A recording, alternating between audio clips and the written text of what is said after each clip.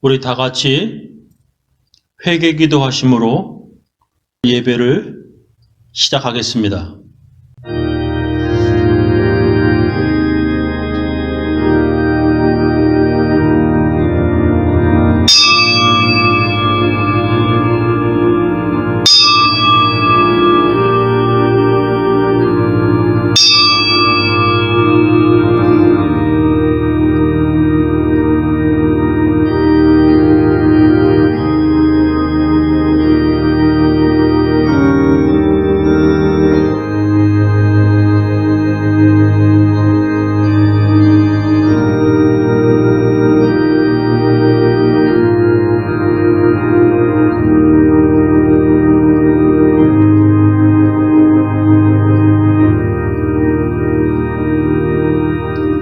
하나님 아버지, 오늘은 2026년 3월 15일 셋째 주일입니다.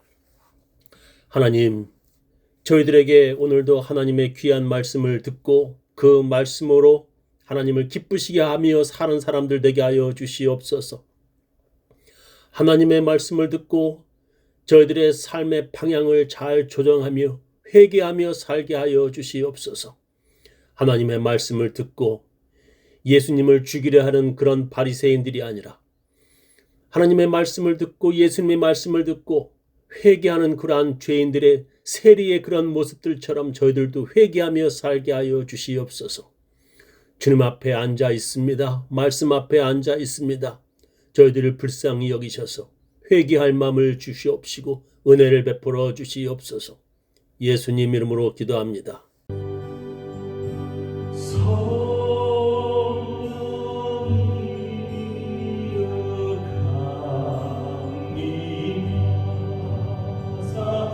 나를 강화하시고 애통하며 내게 닮아 충만하게 하소서.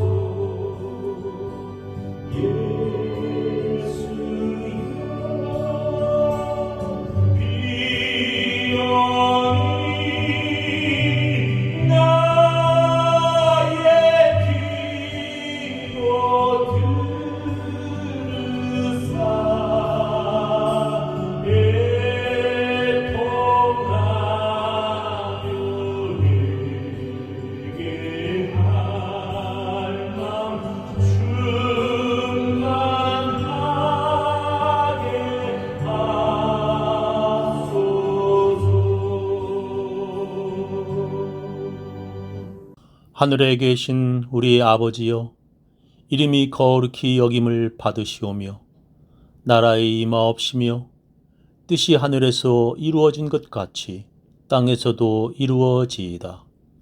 오늘날 우리에게 일용할 양식을 주옵시고 우리가 우리에게 죄 지은 자를 사하여 준 것 같이 우리 죄를 사하여 주옵시고 우리를 시험에 들게 하지 마옵시고 다만 악에서 구하옵소서.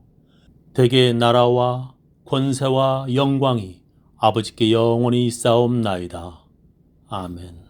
전능하사 천지를 만드신 하나님 아버지를 내가 믿사오며 그 외아들 우리 주 예수 그리스도를 믿사오니 이는 성령으로 잉태하사 동정녀 마리아에게 나시고 본디오 빌라도에게 고난을 받으사 십자가에 못 박혀 죽으시고 장사한 지 사흘 만에 죽은 자 가운데서 다시 살아나시며 하늘에 오르사 전능하신 하나님 우편에 앉아 계시다가 저리로서 산 자와 죽은 자를 심판하러 오시리라. 성령을 믿사오며 거룩한 공회와 성도가 서로 교통하는 것과 죄를 사하여 주시는 것과 몸이 다시 사는 것과 영원히 사는 것을 믿사옵나이다. 오늘 하나님 말씀은 마가복음 6장 14절부터 29절 말씀 되겠습니다. 이에 예수의 이름이 드러난지라 헤롯 왕이 듣고 가로되 이는 세례 요한이 죽은 자 가운데서 살아났도다. 그러므로 이런 능력이 그 속에서 운동하느니라 하고 어떤 이는 이가 엘리야라 하고 또 어떤 이는 이가 선지자니 옛 선지자 중에 하나와 같다 하되 헤롯은 듣고 가로되 내가 목배인 요한 그가 살아났다 하더라. 전에 헤롯이 자기가 동생 빌립의 아내 헤로디아에게 장가든 고로 이 여자를 위하여 사람을 보내어 요한을 잡아 옥에 가두었으니 이는 요한이 헤롯에게 말하되 동생의 아내를 취한 것이 옳지 않다 하였음이라. 헤로디아가 요한을 원수로 여겨 죽이고자 하였으되 하지 못한 것은 헤롯이 요한을 의롭고 거룩한 사람으로 알고 두려워하여 보호하며 또 그의 말을 들을 때에 크게 번민을 느끼면서도 달게 들음이러라. 마침 기회에 좋은 날이 왔으니 곧 헤롯이 자기 생일에 대신들과 천부장들과 갈릴리의 귀인들로 더불어 잔치할세 헤로디아의 딸이 친히 들어와 춤을 추어 헤롯과 및 함께 앉은 자들을 기쁘게 한지라. 왕이 그 여아에게 이르되 무엇이든지 너 원하는 것을 내게 구하라 내가 주리라 하고 또 맹세하되 무엇이든지 네가 내게 구하면 내 나라의 절반까지라도 주리라 하거늘 저가 나가서 그 어미에게 말하되 내가 무엇을 구하리이까? 그 어미가 가로되 세례 요한의 머리를 구하라 하니 저가 곧 왕에게 급히 들어가 구하여 가로되 세례 요한의 머리를 소반에 담아 곧 내게 주기를 원하옵나이다 한데 왕이 심히 근심하나 자기의 맹세한 것과 그 앉은 자들을 인하여 저를 거절할 수 없는지라. 왕이 곧 시병 하나를 보내요 요한의 머리를 가져오라 명하니 그 사람이 나가 옥에서 요한을 목베어 그 머리를 소반에 담아다가 여아에게 주니 여아가 이것을 그 어미에게 주니라. 요한의 제자들이 듣고 와서 시체를 가져다가 장사하니라. 오늘 제 설교 제목은 세례 요한의 죽음입니다. 저는 여러분들에게 그 당시 역사적인 배경을 먼저 설명하겠습니다. 오늘 성경 본문에서 세례 요한을 죽인 자는 그 당시에 갈릴리와 베레아를 다스리던 헤롯 안티파스라는 통치자였습니다. 그림을 보시면 갈릴리와 베레아를 다스리던 헤롯 안티파스라는 자가 세례 요한을 죽인 것입니다. 그는 로마 제국에 협력해서 이스라엘 전역을 다스리던 헤롯 대왕의 여러 아들 중 한 명이었습니다. 헤롯 안티파스의 아버지 헤롯 대왕은 동방 박사들의 이야기를 듣고 아기 예수를 죽이려 했던 악한 왕이었습니다. 그가 죽을 때에 그의 세 아들들에게 그가 다스리던 이스라엘을 세 나라로 분배해 주었습니다. 저렇게 지도를 보시면 붉은색으로 된 헤롯 아클레오스가 지배했던 그러한 곳이 있고 헤롯 안티파스, 그 다음에 저 위쪽에 헤롯 필립이 다스리던 세 나라로 분배해 주었습니다. 세례 요한을 죽인 헤롯 안티파스는 그의 아내 파샬리스를 버리고 헤로디아와 결혼을 했습니다. 그가 버린 그의 아내 파샬리스는 인접국가인 나바테아의 공주였습니다. 나바테아라는 나라에 대해서는 여러분이 모를지라도 그 나라의 도시 페트라는 이미 잘 아실 것입니다. 그림을 보시면 페트라 관광지로 아주 유명한 곳을 여러분들은 잘 아실 겁니다. 페트라는 그 당시 국제무역으로 돈을 많이 벌었던 아주 부유한 도시였고 지금도 잘 알려진 관광지입니다. 나바테아는 그 당시 큰 영토를 가진 나라였습니다. 그래서 그림을 보시면 나바티안 킹덤 해가지고 아주 큰 영토를 가진 페트라를 중심으로 그렇게 큰 나라였습니다. 그녀의 아버지 나바테아의 왕 아레타스 4세는 안티파스가 그의 딸을 버린 것을 모욕으로 여기어 베레아를 상대로 전쟁을 일으켰습니다.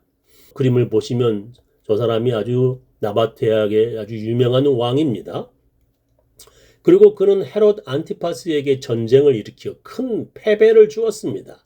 전쟁에서 패함으로 막대한 배상금을 내야 하는 헤롯 안티파스는 많은 사람에게 손가락질을 받았습니다. 전쟁에 패한 것도 비난거리였지만 그보다 더욱 사람들에게 비난받은 이유는 그가 새로 결혼한 여자 헤로디아 때문이었습니다. 헤로디아는 헤롯 안티파스의 조카이자 그의 이복 남동생 빌립의 이혼한 아내였습니다. 그림을 보시면 여러분들은 그들이 어떤 관계인지 이해하실 것입니다. 저렇게 헤롯 대왕이 있는데 그 헤롯 대왕의 여러 부인들이 있습니다. 말다케라고 하는 부인 중에 아켈라오와 헤롯 안티바가 있는데 그 밑에 이 헤로디아는 빌립 1세의 부인이었고 헤로디아는 또한 아리스토블루스의 딸이었습니다. 그래서 어떻게 보면은 헤롯 안티파스하고 헤로디아는 조카하고 삼촌 사이였습니다. 그런데 이 헤로디아가 자기 삼촌인 빌립과 결혼을 했다가 이혼을 하고 또 다른 삼촌인 헤롯 안티파스와 결혼한 그러한 것을 그림으로 여러분들은 보실 수가 있습니다. 사람들은 헤롯 안티파스가 그의 이복 남동생 빌립의 이혼한 아내 헤로디아와 결혼한 것을 더욱 크게 비난하였습니다. 그런 그의 죄악 때문에 하나님께서 그가 전쟁에서 패하게 하셨다고 사람들은 수군거렸습니다. 그런데 구약에서는 형의 아들이 없이 죽으면 아우가 형수를 취하여 아내를 삼는 법이 있었습니다. 그러나 그것은 그의 형이 이미 죽고 아들이 없어야 하는 조건이었습니다. 그런데 빌립은 형이 아니라 안티파스의 동생이었고 그러나 아직도 멀쩡하게 살아 있었습니다. 그래서 그가 동생의 전처 헤로디아와 혼인한 것은 하나님의 명하신 율법에 어긋나는 행위였습니다. 사람들은 그런 그의 죄악 때문에 하나님께 그가 벌을 받아 전쟁에 패했다고 비난을 하였던 것입니다. 만약에 전쟁에 승리했더라면 그들은 그런 부담을 가지지 않을 수도 있었지만 전쟁의 패배로 그들은 그런 비난 때문에 마음고생이 꽤 심했을 것입니다. 그래도 그들은 그런 비난을 감수할 수 있었습니다. 그런 일반 사람들의 비난보다도 그들에게 더 큰 충격이 된 것은 세례 요한의 비난이었습니다. 그 당시에 세례 요한은 많은 사람들로부터 존경을 받았습니다. 예를 들면 예수님은 바리새파 사람들의 공격을 받았지만 광야에서 금욕 생활을 하던 세례 요한은 바리새인들은 물론 다양한 계층의 사람들에게 존경을 받았습니다. 다시 말하면 예수에게는 적이 많았지만 세례 요한에게는 사람들의 존경만 있었습니다. 오죽했으면 종교 지도자들이 와서 그에게 그리스도냐고 묻기까지 하였습니다. 그는 자기는 그리스도도 아니고 그분의 신발끈을 풀어주는 그의 노예조차도 될 자격이 없다고까지 말하였습니다. 그런 겸손함 때문에 그런 사람들에게 존경을 받고 세리와 군병들까지도 그에게 나와 세례를 받았을 정도였습니다. 세례 요한은 평생을 독주나 포도주도 마시지 않고 머리카락을 한 번도 자르지 않은 나시린이었습니다. 많은 사람들이 세례 요한에게 와서 세례를 받고 그의 제자가 되었습니다. 예수님도 그에게 세례를 받았을 정도로 여러 부류의 많은 사람들이 그에게 세례를 받았습니다. 예수님의 제자들 중에 세례 요한의 제자들이 여럿 있었을 정도였습니다. 그 당시에 예수님보다 세례 요한의 말 한마디가 많은 사람들에게 더욱 큰 영향력을 끼쳤습니다. 그런 세례 요한이 지금 자기들을 비난하고 있다는 첩보를 안티파스와 헤로디아는 받은 것이었습니다. 그런 일은 그들에게 아주 위협적인 일이었습니다. 그래서 헤로디아는 안티파스에게 그를 밖에 자유롭게 놔두면 그의 통치권이 위험하다고 그를 반드시 죽여야 한다고 계속 말하였을 것입니다. 그래서 고민하던 안티파스는 세례 요한을 감옥에 가둔 것입니다. 성경은 이것을 이렇게 기록하고 있습니다. 전에 헤롯이 자기가 동생 빌립의 아내 헤로디아에게 장가든 고로 이 여자를 위하여 사람을 보내어 요한을 잡아 옥에 가두었으니 이는 요한이 헤롯에게 말하되 동생의 아내를 취한 것이 옳지 않다 하였음이라. 헤로디아가 요한을 원수로 여겨 죽이고자 하였으되 하지 못한 것은 헤롯이 요한을 의롭고 거룩한 사람으로 알고 두려워하여 보호하며 또 그의 말을 들을 때에 크게 번민을 느끼면서도 달게 들음이러라 했습니다. 그런데 오늘 성경 본문에서 헤로디아의 딸 살로메가 세례 요한의 머리를 달라고 하는 큰 죄악을 저지른 것입니다. 그런 일이 벌어진 것은 안티파스의 생일날이었습니다. 그의 생일날에 여러 사람들과 잔치를 벌이던 중에 헤로디아의 어린 딸 살로메가 앞으로 나와서 춤을 추었습니다. 그 당시에는 신분이 높은 공주가 사람들 앞에 나와서 춤을 추지 않았습니다. 그런데도 안티파스는 그런 뜻밖의 일을 기쁘게 여기어 그 어린 여자에게 소원을 말해봐, 이 나라의 절반이라도 주겠다고까지 약속했습니다. 그 여자아이는 자기 어머니에게 달려가서 무엇을 달라고 할지 물었습니다. 그 아이 어미 헤로디아는 세례 요한의 머리를 쟁반에 담아달라고 하라고 자기 딸에게 말해주었습니다. 이 얼마나 끔찍하고 잔인한 말입니까? 사람이 어떻게 저렇게 악할 수 있다는 말입니까? 이 세상 그 누구도 자기 아이들에게 저런 일을 시키지 않을 것입니다. 아무리 어머니가 도둑이고 아버지가 강도라 할지라도 자기 아이들에게 자기와 같은 도둑이나 강도짓을 시키지 않도록 교육할 것입니다. 부모가 아무리 살인자라 할지라도 아이들에게 사람 죽이라는 교육을 하지 않을 것입니다. 그런데도 엄마인 헤로디아는 그런 살인을 자기 딸에게 시키는 것입니다. 우리는 여기에서 헤로디아가 얼마나 악한 여자인지 더욱더 알게 됩니다. 그리고 그 어미의 그 자식이라고 그 여자아이는 자기 엄마가 그렇게 자기에게 시킨 그대로 안티파스에게 세례 요한의 머리를 쟁반에 담아주세요 라고 말했습니다. 그렇다면 그 말을 들은 안티파스는 어떻게 해야 하는 것입니까? 제정신이 있는 사람이라면 그런 잔인한 말을 하는 아이를 혼내야 하는 것이 아닙니까? 만약에 저라면 내 아이가 아니더라도 그런 말을 한다면 저는 그런 아이를 혼을 내서라도 제대로 교육할 것입니다. 그러나 그는 그렇게 하지 못했습니다. 그는 망설이고 근심하였습니다. 성경은 이렇게 기록하고 있습니다. 왕이 심히 근심하나 자기의 맹세한 것과 그 앉은 자들을 인하여 저를 거절할 수 없는지라. 왕이 곧 시병 하나를 보내어 요한의 머리를 가져오라 명하니 그 사람이 나가 옥에서 요한을 목베어 그 머리를 소반에 담아다가 여호와에게 주니 여호와가 이것을 그 어미에게 주니라 했습니다. 사람의 머리를 잘라 쟁반에 담아 선물로 받고 기뻐하는 그 모녀가 참으로 악합니다. 그런 그들은 그렇게 함으로써 자기들의 이런 높은 신분으로 살아가는 것이 계속 유지될 것이라 생각하였을 것입니다. 그래서 저는 헤로디아와 헤롯 안티파스는 그 후로 어떻게 되었는지 몹시 궁금해서 인터넷에서 검색해 봤습니다. 요즘은 AI에게 물어보면 얼마나 자세하게 가르쳐 주는지 참 좋은 세상입니다.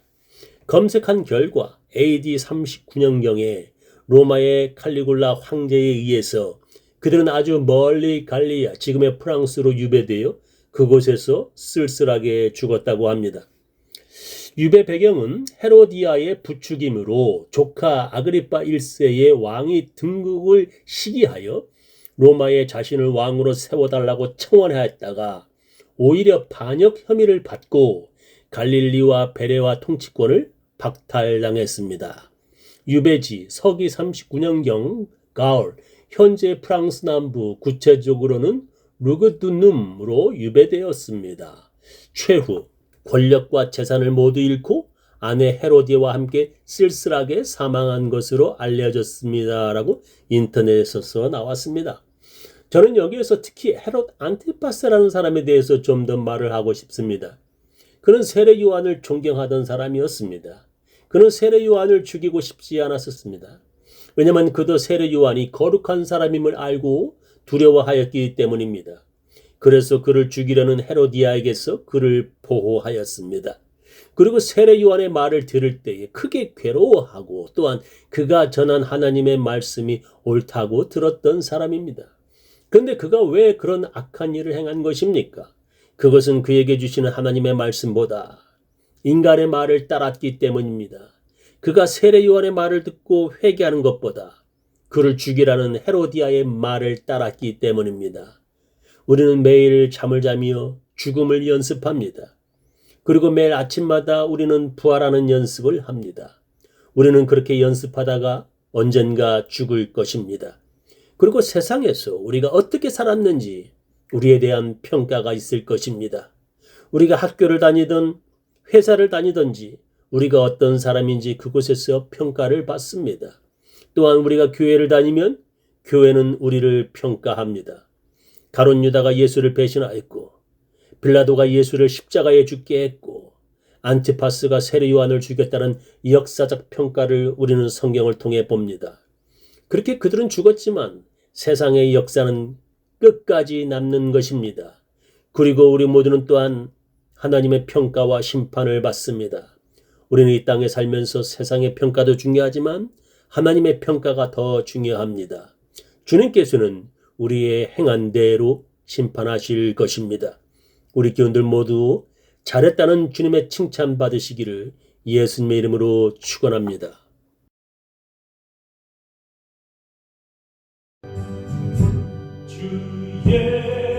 예수의 강림이 가까우니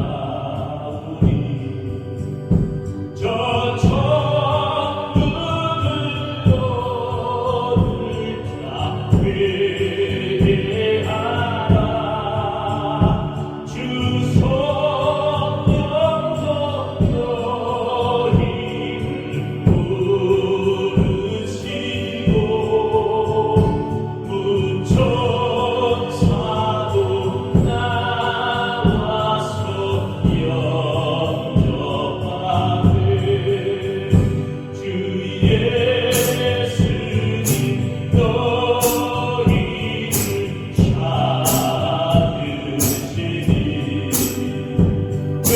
찾으시니 외로움을 하면서 오지 않나 온 세상 죄 담당한 어린 양은 죄 많은 자 불러서 구원하네. 지금은 주 예수 그리스도의 놀라운 은혜와 하나님의 크고 크신 사랑과 성령님의 감화 감동하심이 하나님을 기쁘시게 하는 삶 살려고 작정하며 결심하는 모든 사람들, 그 가정, 그 자녀, 그 사업체 위에 지금부터 영원히 함께 하시기를 간절히 축원하옵나이다.